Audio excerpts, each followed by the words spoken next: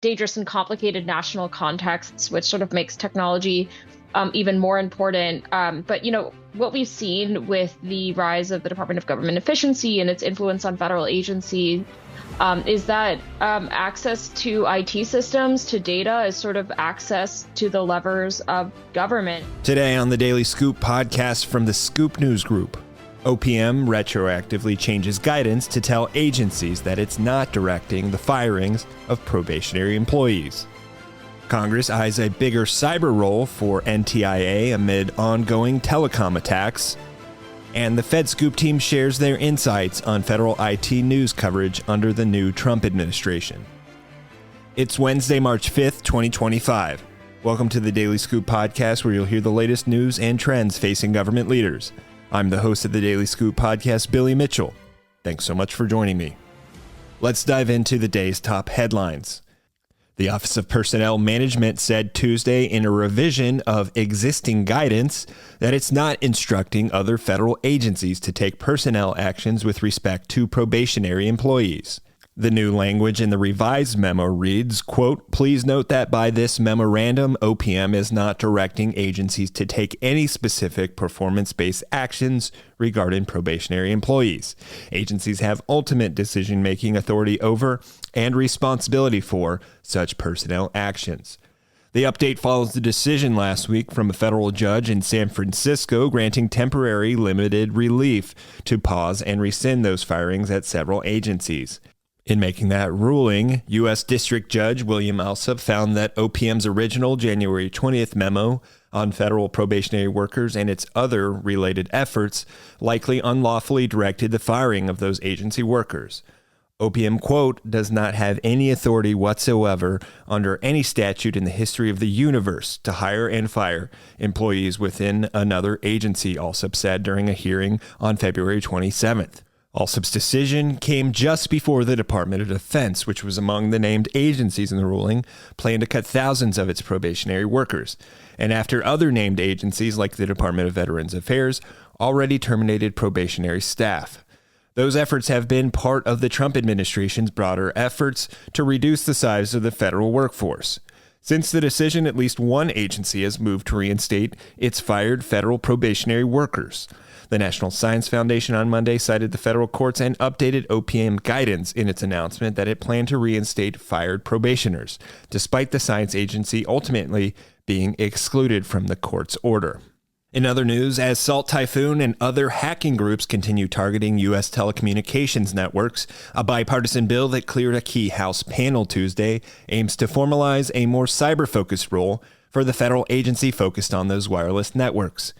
The National Telecommunications and Information Administration Organization Act would establish an Office of Policy Development and Cybersecurity within the Commerce Department's NTIA under legislation from Representatives Jay Obernolte of California and Jennifer McClellan of Virginia. The bill, which advanced out of the House Energy and Commerce Committee, was passed by the chamber last year but stalled out in the Senate. The NTIA advises the president on telecommunications and information policy issues with a specific focus on the expansion of broadband, internet, and spectrum. Obernolte, who chairs the House Science, Space, and Technology Subcommittee on Research and Technology, said the bill, quote, addresses a critical gap by formalizing NTIA's cybersecurity role to better safeguard the communications networks of the United States. While discussing the bill with the committee, Obernolte said that the Office of Policy Development and Cybersecurity would work with stakeholders to develop and implement cybersecurity and privacy policies for the Internet and communications networks and promote collaboration between industry and security researchers to address vulnerabilities before they can be exploited. The hope is it would prevent and mitigate future software vulnerabilities that could compromise telecommunications infrastructure, in part by providing technical assistance to small and rural communication service providers. For more news at the intersection of the federal government and technology, make sure to visit FedScoop.com. Since the Trump administration took office on January 20th, federal technology has become an essential element in the national news cycle. Elon Musk and the Department of Government Efficiency have burrowed within agencies to gain access to key federal IT systems as part of their work to drive efficiency and cut waste and abuse. As part of that, the Trump administration has also fired huge swaths of the federal workforce. For the FedScoop news team, this has meant some major changes to the way that they cover and deliver the news to the federal IT community. I recently sat down with the entire team for a conversation about how they're approaching this new normal, the stories they're following, what's ahead, and how readers can get in touch to share their stories. Let's go now to that conversation with the FedScoop news team. All right. Well, I'm here with Team FedScoop, the illustrious and awesome Team FedScoop that has absolutely been crushing it lately, especially since Inauguration Day, when, for all intents and purposes, there's been a lot of disruption in the federal government. We've seen the Department of Government Efficiency enter and really make some major moves to dismantle the workforce, cut a lot of programs. And each of you guys have been covering as much as you can of those things. So let's start out by introducing each of you. First off, we've got Madison Alder. Hi, nice to be here. We've got Rebecca Howell. Hey, thanks for having me. Caroline Nihill. Hey friends, happy to be back. And Matt Bracken. What's up, Billy? Pumped to be making my daily scoop debut. I'm pumped too, and I love that you're bringing the energy.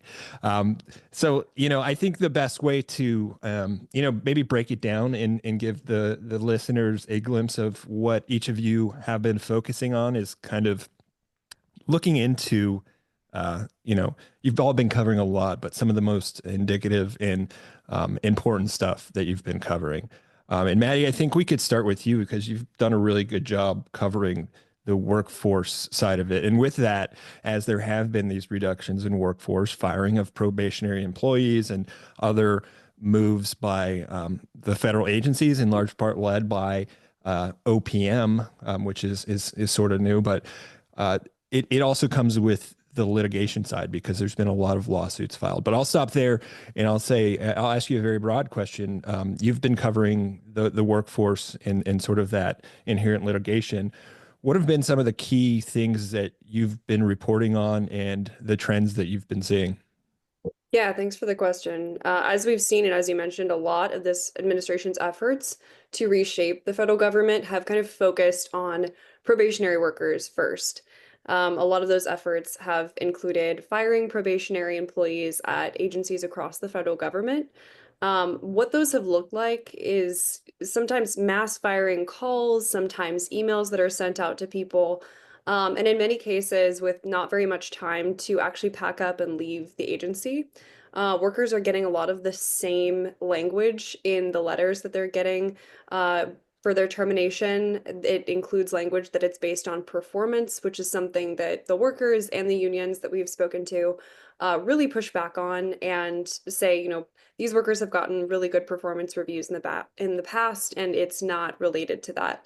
That has led to litigation, as you can imagine. So what we've seen there is unions and workers are fighting these in kind of a variety of different ways. We've seen a couple of federal court cases, and then we've also seen challenges in an internal body within the US government. And we've also seen a couple of wins recently. So I'll break a couple of those down. One of them was at the Merit Systems Protection Board recently, which granted a request for a stay from the Office of Special Counsel. And if you don't know what those two things are, I don't know if a lot of people do. So the Merit Systems Protection Board is a quasi-judicial body within the executive branch. It handles appeals from federal workers, and then the Office of Special Counsel. It's an independent body that does investigations inside of the federal government, and it's the one that made these requests. That granted 6 workers the ability to have kind of a pause in this. And it's something that the Office of Special Counsel and the unions that requested that stay think that this could potentially open the door for other workers who are similarly situated. So that is kind of like the first win for federal workers. The other one that came last week was from a federal court that issued kind of this temporary relief in litigation from unions. And that temporary relief paused certain activities at agencies that were related to probationary firings, basically said that certain agencies that were involved in this lawsuit that those efforts would be rescinded. And that is already we're starting to see a little bit of activity there in terms of agencies responding to that. NSF, for example, cited that court decision in its decision on Monday to reinstate federal workers that had been fired for being on probationary status. So that's kind of some of the most recent updates. What I think is really interesting, though, is in that case, it kind of hinges on OPM's activity and OPM's basically whether or not OPM is the one that ordered agencies to do this. Basically, the judge said that OPM can do this at its own agency, but it doesn't really have the authority to tell other agencies what to do. And that's kind of, I think what is most at issue here is, did OPM say to these agencies, you have to fire these workers? And there has been evidence presented in the case that agencies did tell their workers that that is what OPM ordered them to do. So that's been something really kind of interesting to watch, and that'll be interesting to see how it plays out in terms of who gets reinstated, how long those potentially last. So that's something that I'm following. That's great. And I love that point about OPM, and as sort of an editor's note to this conversation, it's been interesting to me to see, and I think we've discussed this as a team quite a lot, but since the very first week of the new administration, when the Office of Personnel Management sent out that test email with this new government-wide email system, and nobody knew what it was and what it was going to be used for, and whether it was voluntary, and it was just that people thought it was phishing. Some people just were so confused by it, and now we're seeing this, not only this agency, but this system sort of play out in the whole deferred resignation. And now as recently as 2 weeks ago, and then coming into this week, the requirement that agencies are asking employees to give a list of 5 things that they did last week. And I in my career, going on 11 years, I've never seen OPM play this sort of role as a mechanism for an administration, particularly in this case, to really reduce the workforce. So it's fascinating, but I do have one quick follow-up for you. It sounds like there are some wins, and that there are likely to be more folks reinstated back into their jobs after being fired, probationary employees. But any thoughts on, have you heard anything from folks about morale, or what I guess the vibe that you're sensing from the folks, as I'm sure it's low, but just any takeaways from the state of the federal workforce as these initiatives are going into play? Yeah, I think it's a good question. Obviously, I mean, as you mentioned, morale is really low for some federal workers. This was it was blindsiding. And for other federal workers, maybe if they were fired, later over the course of these, last several weeks, they maybe saw it coming, they were expecting it. But I think for a lot of folks, they might take a pay cut to join the federal government. They kind of join for the mission and the stability of the federal government. And even if some of these people are reinstated, ultimately, there's definitely trust there that's lost in federal workers, and that could be, it's not a great thing for the federal government to have workers that don't really trust their employer. So it's going to be interesting to see how that plays out in terms of morale across the federal workforce. Yeah, well, thanks for that, Maddie. I want to go to Rebecca next, because Rebecca's done a really good job covering some important programs in the federal government that a massive agency that's been around for quite a while that does tremendous work in international aid, the U.S. Agency for International Development. You've been pretty key in covering the shuttering of that and the sort of absorption of that into the State Department, not only from an agency perspective, but also how it impacts our community in the IT space. But also this past weekend, when normally we're not working crazy hours on the weekend chasing after federal IT news, but a key organization within the federal IT space, 18F, after roughly 10 years of existence, was shut down by the Trump administration and the Trump GSA. So you've done a great job with both of those, but would love to start with USAID and then hear more about 18F. Yeah, it's been really interesting to sort of watch what's happened to USAID, obviously a major aid development organization formed in response to, the Soviet Union, founded in 1961. And, up until very recently, it was an incredibly um, large institution with a presence around the world, delivering all sorts of aid programs. One of the things that we've been covering at FedScoop, even before the beginning of the latest Trump administration, was all of the technology that goes into running an organization that large. They rely on a lot of digital systems. They interact with in a lot of different and varying degrees dangerous and complicated national contexts, which sort of makes technology even more important. But what we've seen with the rise of the Department of Government Efficiency and its influence on federal agencies is that access to IT systems, to data, is sort of access to the levers of government, and through shutting down the communications of USAID workers and shutting down payment systems, particularly being able to turn something on and off, having administrator privileges, and being able to control who can do what on a government system. You actually do control a lot of the government, and that's sort of a reminder of how important it is to cover these topics, but also signals, where technology is today. So that's been really interesting. On the flip side, 18F is not quite as old and storied as USAID, but has been one of the leading groups within government at building strong digital services and helping federal agencies just do things better online. You can imagine that it makes a lot of sense to have a specialized government workforce that can kind of go from agency and agency and help them build tools rather than trying to do everything from the ground up at each individual agency. To some extent, it was a great example of government efficiency because they helped agencies may get better contracts in terms of technical systems. They also built them, and a lot of it was just like open source and very, very focused on the public being able to access government in a smoother way. That's also been totally eradicated in a way that's sort of similar to what happened to USAID. So that's been very interesting to watch, and it all sort of falls under the purview of what the Department of Government Efficiency has been up to.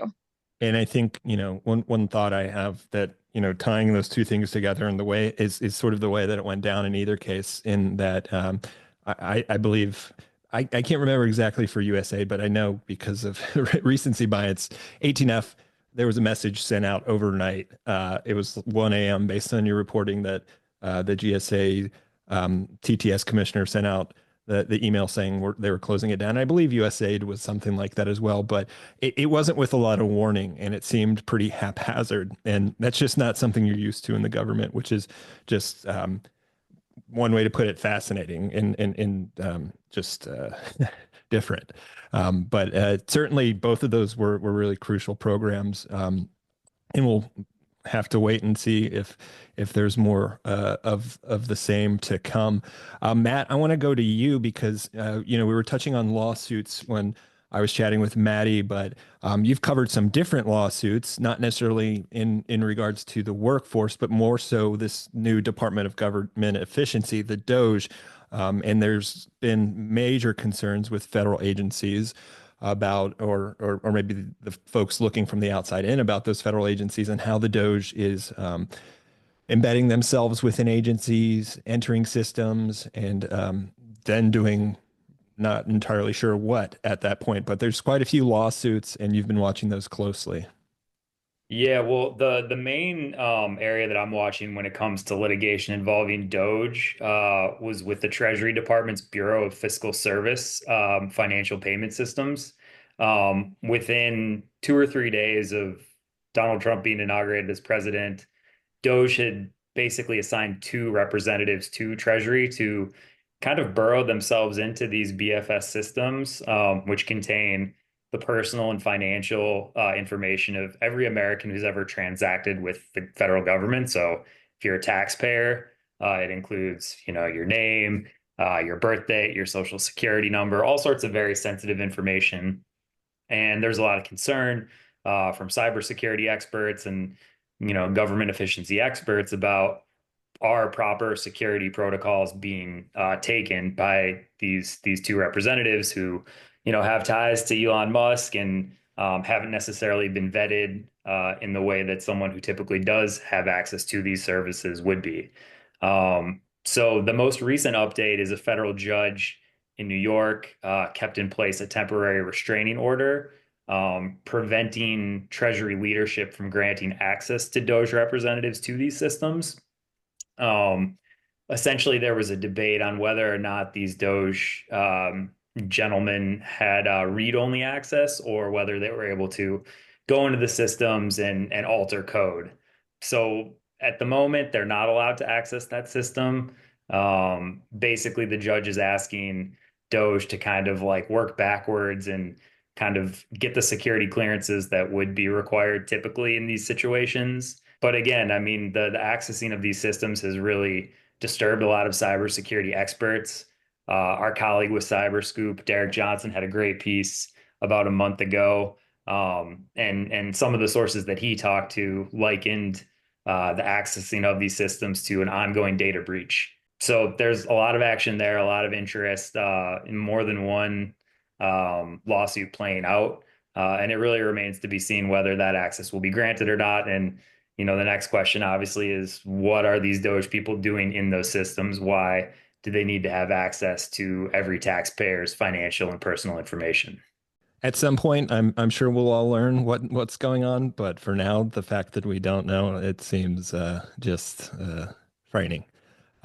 One other thing you've been keeping an eye on is sort of GAO as a watchdog of all of this, but it also how GAO as an existing watchdog that, by all accounts and purposes has sort of the same mission as the Doge in terms of government efficiency and, eliminating any sort of waste or abuse of, taxpayer money. That could be a nice blueprint for the Department of Government Efficiency. But based on a story you wrote recently, it sounds like there hasn't been really any meaningful interaction between those two groups, and that the Doge is sort of just taking its own course as it goes through government to root out waste. Yeah, I think people were hopeful once Doge was announced that they would take Elon Musk at their word, and there really was a genuine desire to kind of root out fraud, waste, and abuse. And Elon Musk himself pointed to some GAO reports that he had found that targeted specifically kind of duplicative software licenses, other sorts of issues that we cover a lot with agencies and IT modernization and the cost savings that could be achieved if you kind of followed the watchdog's recommendations. But the Comptroller General of the GAO last week, testifying before the House Oversight Committee, said that the contact with Doge and those representatives has nearly been non-existent. There was some outreach that Doge did with regard to a treasury system, not the Bureau of Fiscal Service that I mentioned earlier, but a different system that they had some questions about.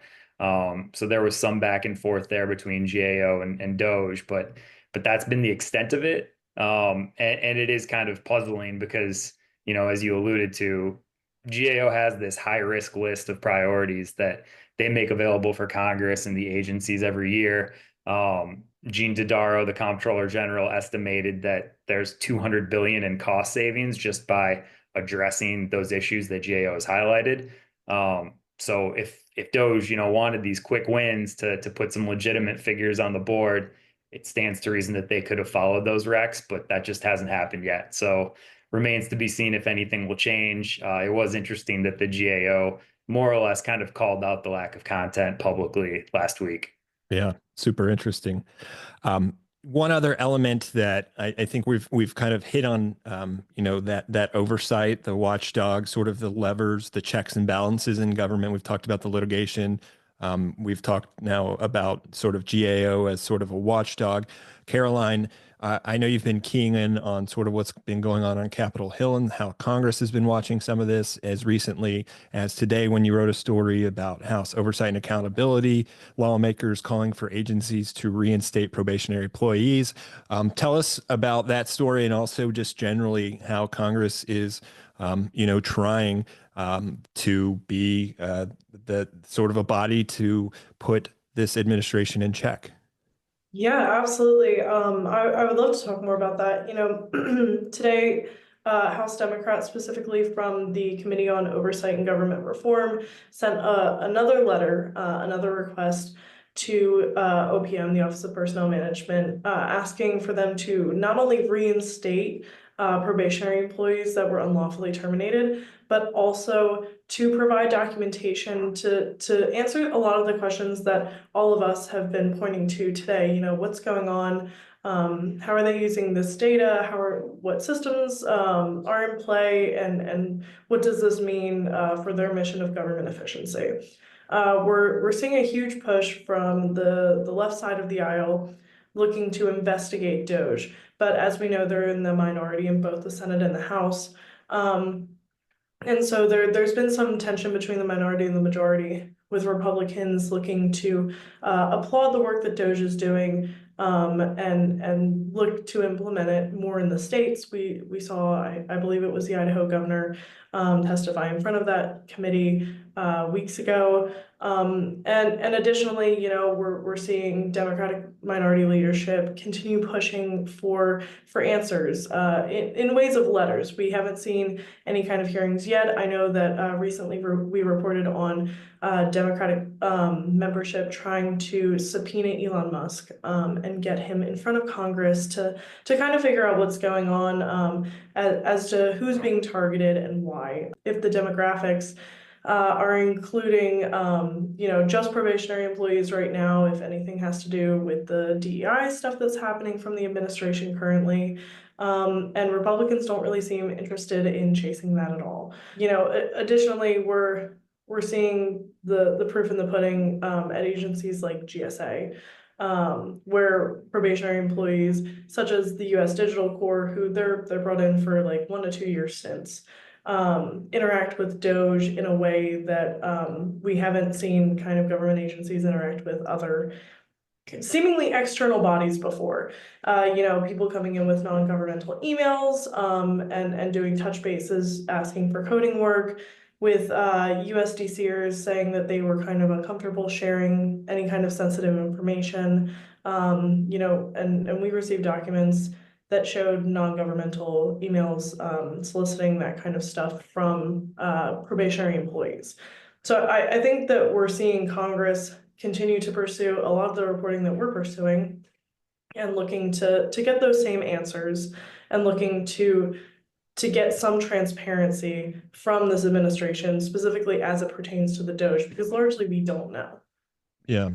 Well, there's still a lot of questions left to be answered. And I am curious to sort of take a forward look at this point in the conversation. We've kind of touched on what I think is a pretty good breadth of our coverage over the past 30, 40 days since January 20th.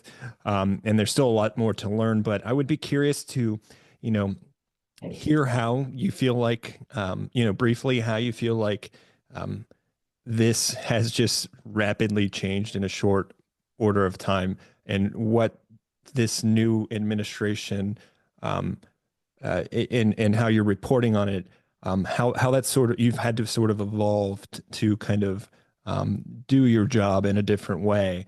And I guess, what do you think that will look like going forward?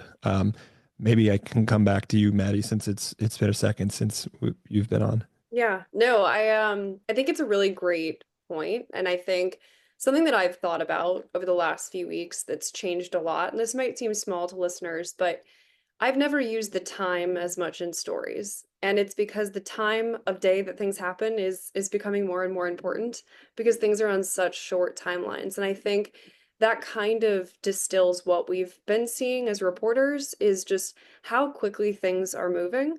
And it's really just not slowing down. And I think that ends up creating a lot of confusion sometimes. I mean, it creates a lot of overlapping tweets and policies going out, and court decisions. And I think just from a reporting perspective, but also from like a reader perspective, it's a lot to keep up with right now.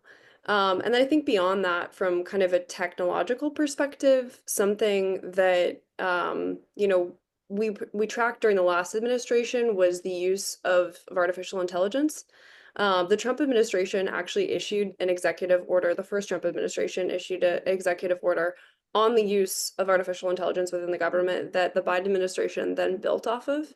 And what I think will be interesting to see is how much the Trump administration relies on that previous executive order and continues its reporting of artificial intelligence use cases, continues to kind of tell agencies, hey, here's what your use cases of AI should look like. I mean, we've even seen reports that maybe the Doge is using AI for particular use cases. So it'll be interesting to see how that plays forward, and it's definitely something that we're watching. Yeah, I definitely echo the sentiment on both accounts, but especially the former in terms of how quickly things are moving. I've never seen this in my entire time here. And you talk to a lot of folks, and I think that's by design in some facets. They're trying to create chaos and do things in a way that they can move quickly to accomplish some of the items on their agenda list. Rebecca, any thoughts on, how you've seen things evolve in the last couple weeks? Yeah. So, I mean, as journalists, we always want to know what's going on and know as many details as possible, but also explain what's happening in the bigger picture, like why what's being done is being done. And I think this is an administration that does use uncertainty and vagueness in a political way, and that creates like an interesting dynamic as reporters, where it's like no one knows what's going on or everything's confusing, and that's kind of the point. They're trying to shake things up, and like that's creates different dynamics for how you go about reporting a story. I think the second thing that's been kind of interesting is that like Elon Musk has been, in the obviously a major tech player for some time, but maybe not like a huge presence in like the gov tech government IT conversation. Most of his government contracts have to do with launch services with SpaceX, with DoD and NASA, but not sort of software and things like that. But what we're seeing with the FAA, and a story I just reported about CBP even looking into Starlink, which is an internet service provided by the SpaceX satellite constellation. And I think that just like the sudden rise of Elon Musk as like a person who's talking about government technology is sort of new for us. He's sort of been in the orbit for a while, but now we have Doge tweeting about government contracts with software companies competing with Verizon, things, and then like SpaceX competing with Verizon and things like that. And I think that's gonna mean that the worlds of like the private tech sector and the gov tech world are gonna be a little closer together, and the lines will be like even blurrier than they were before. Yeah, I think you're totally right, and it's again also because of the influence of him and this administration and the way that they're also. I think you said it earlier, the way they're using tech as sort of the choke point for a lot of their decisions and initiatives. It's really creating an elevation of what was typically a pretty niche and non-mainstream sort of beat or area of practice in federal technology is now on full display for the entire country and national audiences, which is again very fascinating as well.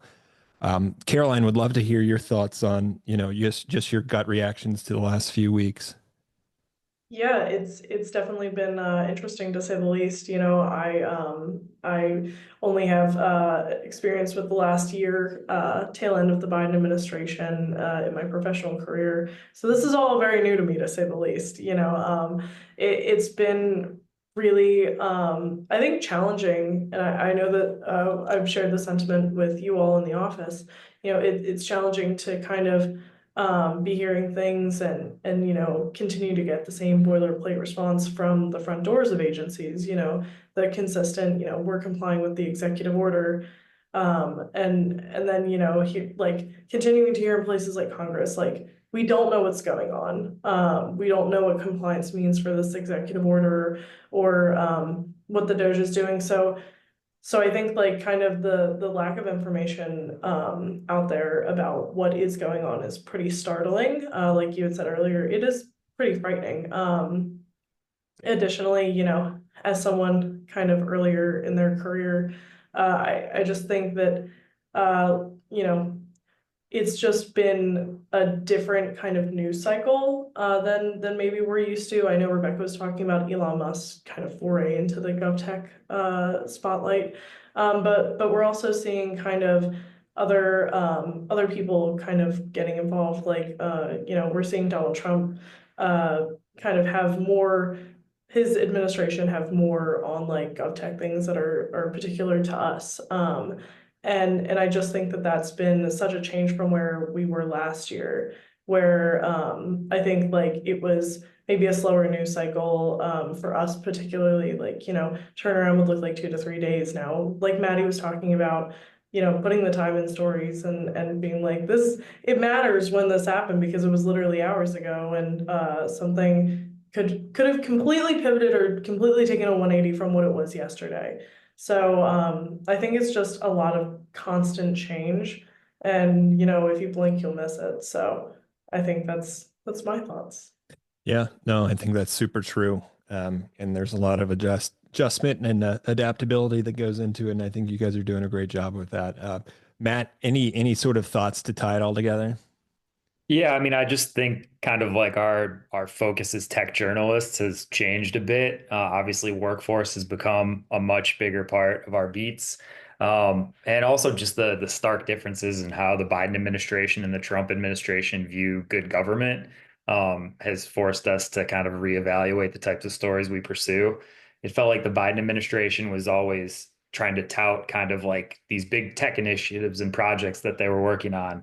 Rebecca mentioned a lot of the work that 18F was doing. That's obviously going to be gone now. I reported a lot previously on Direct File, the IRS free electronic filing program, which will survive at least this tax season, but might very well go away the next year. Will there be tech projects of that kind that we will be covering under the Trump administration, or does everything just kind of go away and there's a different function for the tech workers who remain? Similarly, kind of government-wide initiatives to increase tech standards, zero trust initiatives, getting all agency workers to adopt two-factor authentication to prevent cyber attacks. I think the Trump administration's general thoughts are, fewer regulations. So while those are, government internal protocols as opposed to regulations targeted for the private sector, it'll be interesting to see if the push for that sort of standardization goes away as well. So just a completely new ball game, and I think we're all having to be maybe a lot more nimble now than we were 6 months ago. Absolutely. Well, let's close out with one last quick question. Caroline sort of referenced this a bit, and the front doors being less open than they used to be in terms of seeking information and access to some of the senior government officials that we're so often used to speaking to and building stories around and sharing with the community. So it's been really key for us to be able to talk to people in, I'll just put it as alternative or atypical ways, and talking to folks through different channels. So I don't want to promote any certain thing or say how exactly we do that, but I am curious, as it is key for folks out there who want to share their stories, and there are a number of folks who want to share their stories, and that's how we're able to do our job and spotlight what's going on, or giving us tips and things of that nature. What advice do you have for them? What should they know about getting in touch with you to spotlight what they're experiencing? Any thoughts on how we can give people a route to kind of come to us with any stories, observations, experiences, etc. How about let's start with Rebecca? Yeah, obviously we can't do our jobs if there aren't people in the government who are willing to speak out about things that they think the public ought to know about. That doesn't mean you have to go to a reporter and and have your name be published. There are ways to speak on background, which is not sharing your name and even speaking off the record just to say something's going on and to flag it to a reporter can help shine light on something. And yeah, we've made our signals available through FedScoop social media, and you guys should reach out if you have something that you're able to share. Maddie, you have thoughts on this? Yeah, I mean, I'll echo everything that Rebecca said, and just kind of emphasize that these stories don't happen without people, stepping up and sharing information in whatever form that might be. And we really do appreciate the continued support of readers. I have never felt so connected to the readership. I feel like I'm talking to people reading our stories every day, and so I really hope to continue like those relationships with folks. And yeah, I'm all ears if you've got any tips on things going on in the government. I think everybody on this podcast would say the same. Yeah. Caroline? Yeah, I mean, I can't echo what Maddie and Rebecca have said quite enough. I completely agree. Like it helps us shed light on things when people feel comfortable and know how to approach us. But don't always. So I appreciate Rebecca mentioning, how to share that information on background. And I agree, like feeling connected to the readership now more than ever of people coming to us and saying, hey, something's going on. Can you help me shed light on this? But often feeling nervous about it because of the lack of transparency going on. So knowing that like this newsroom is one that values transparency and communication, and I know that all of us are very well versed on how to tell people, hey, this is how we can communicate in a way that could disseminate information that is important in a way that's not like so and so told me. So I know that we've shared on LinkedIn different ways to communicate with us on a plethora of platforms other than LinkedIn, like Blue Sky, even Twitter. So definitely, maybe I'd recommend like checking out our social media pages and saying, how could I message someone? Even asking that question of how can I share a tip with you in a way that maybe doesn't absolutely expose who I am and my role in the federal government right now is even a fine first message to send. I can't echo enough two things. One is, how seriously right now we're taking the protection of folks to make sure that, making sure folks are informed that, as we go about the reporting process, like what their options are and making sure that, they're not going to, put themselves in a place by overstepping, attribution or something like that that they might not understand. So I think it's really key for anybody to understand if you're going to go that route, sort of what those options are. But we're more than happy to work with folks too to make sure that they're aware of that. And two, even if you don't have a tip per se or something to contribute on any form of attribution, like it's nice to hear. I love emails when folks say like, "This was a great story by Matt," or that.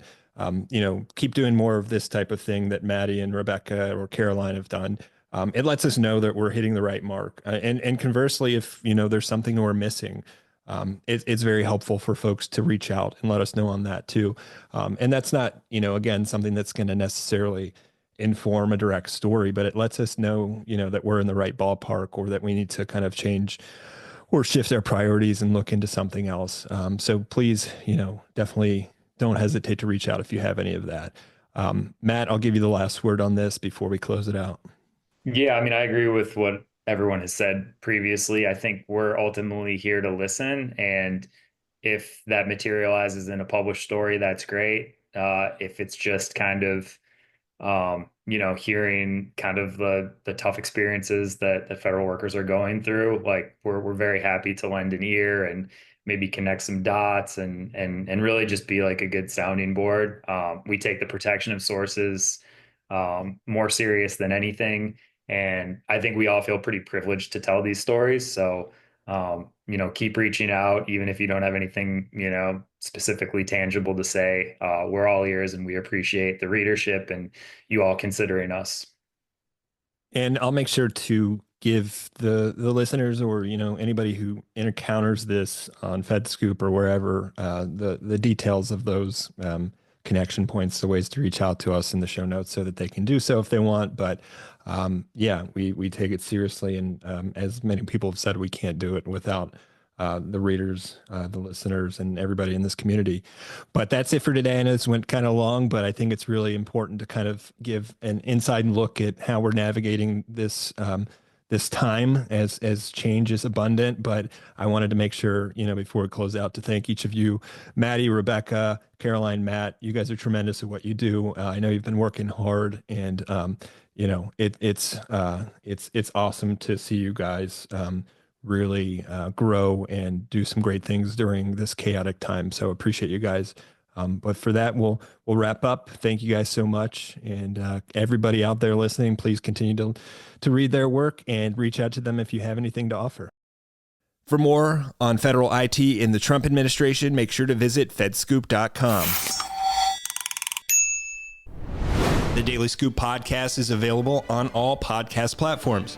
If you've already rated the podcast on your platform of choice, thanks so much. High ratings and good reviews of the show help more people find it.